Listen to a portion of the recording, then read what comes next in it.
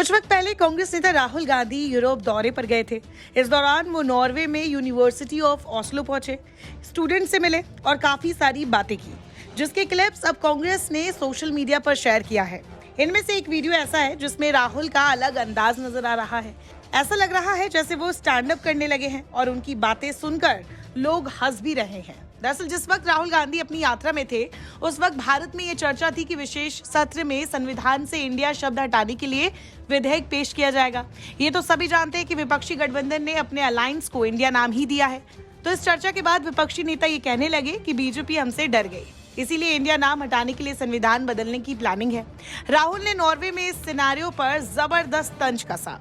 उनका sense of humour ऐसा था कि वहाँ मौजूद स्टूडेंट्स हो या फिर खुद होस्ट, सभी हंसने लगे। You can see, I don't think there's been any other political formation Such an who, by choosing their name, has made the incumbent change the name of the country.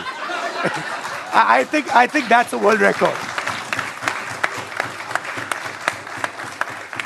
And the funny thing is, the next part of this story, because if and when he does change the name, we will also change the name. right.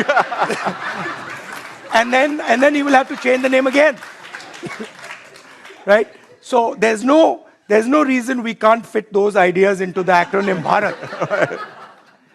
So, but it tells you a little bit about the panic in the mind of the BJP and the RSS. You said, they're so strong and they're so powerful and they're so big. I deal with them. I fight with them. They're actually not that powerful. They're not actually that strong. They have a lot of resources. They have capture of the Indian state.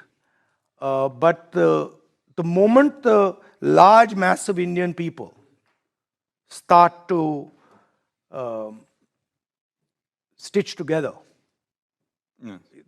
you will not find the BJP and the RSS will be able to contest that. Rahul कहते हैं, मुझे नहीं लगता कि किसी और political formation ने केवल अपना नाम चुनकर सत्ताधारी सरकार को देश का नाम बदलने में मजबूर करके सफलता हासिल की होगी। ये वर्ल्ड रिकॉर्ड है। और फनी चीज ये है, स्टोरी का दूसरा पार्ट, कि अगर वो नाम बदलेंगे तो हम भी नाम बदल देंगे, तो उन्हें भी फिर नाम बदलना पड़ेगा। राहुल गांधी इस बात को इस अंदाज में कहते हैं कि वहाँ सभी हंसने लगते हैं। आगे राहुल कहते हैं कि ये कोई कारण नहीं है, लेकिन ये आरएसएस और बीजेपी के डर को दिखाता है। राहुल कहते हैं कि आपको लगता होगा कि बीजेपी और आरएसएस बहुत पावरफुल है, लेकिन वो इतने पावरफुल नहीं है। हम उनसे रोज डील करते हैं, लेकिन उनके पास रिसोर्सेज है। उन्होंने भारत पर कब्जा कर रखा है, लेकिन जिस दिन इंडिया के लोग एक दूसरे से जुड़ेंगे, आप उन्हें कहीं नहीं देखेंगे।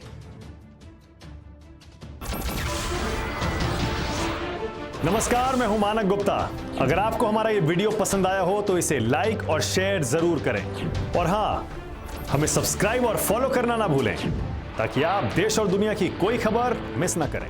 तो जुड़े रहिए हमारे साथ और देखते रहिए News 24।